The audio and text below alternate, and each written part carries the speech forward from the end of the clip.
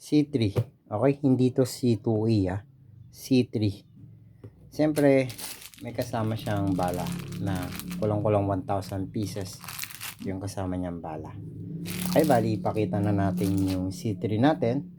Okay, di natin na titimbang kung gaano kabigat pala yung mga unit natin. Okay, sige, mamaya timbangin natin. Yan, bali itong ano natin M1935. Yan. Okay, bali isang tira to Hindi ito nilalagyan ng gas at hindi po automatic to. Okay, medyo yung cover nito ay plastic Siyempre, yung buong body nito, buong body ay metal. Yung internal nito sa loob, yung mga parts niya ay mga plastic. Okay, bali test fire natin. Dalawa yung ano natin. Okay, bali maglagay muna tayo sa huli naman 0.20 yung mabigat na bala, yung pre nya. Ito yon.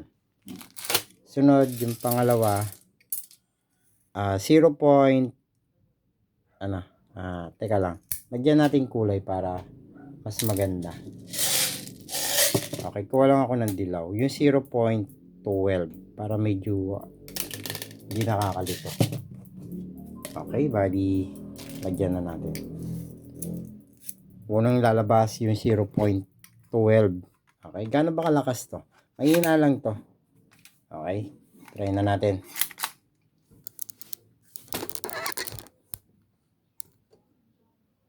Okay, try na natin.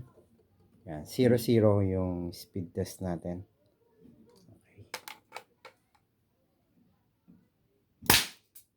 Okay. Diba? 211 para lang sa bala ng 0.12 dilaw. Yan, 0.12 pa tong titry natin. Okay, 230 no. Malakas-lakas din, di ba? Okay, ito na yung bala. Yung 0.20 medyo may kabigatan. Yung pre. Tingnan, medyo may hina na yan. 142 lang. Okay, 0.20 yun yung mabigat, yung libre. Okay, bali, test fire pa natin. Kaya na magbasa. Kaso nandun yan, nasa 142 FPS yung lakas niyan. Okay, bali, kikiluhin natin. Gano'n ba kabigat itong mga unit natin? Siyempre, ba to? Okay, ito yung ano natin, kung gaano kabigat. Nasa 400 yung ating kulit na ito Ano ba to? Gamu-gamu ba to? Yan. Ay 456 yung bigat niyan. Okay, sa mga interesado, siyempre alam niyo na. Okay, bali, message nyo lang ako dito sa Angel Airsoft. Tapos, yan. Yan lang yung pipilapan nyo pag nag-message kayo. Okay?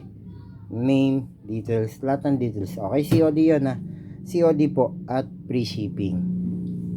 Okay? Order na kayo, kaya message mo na kayo.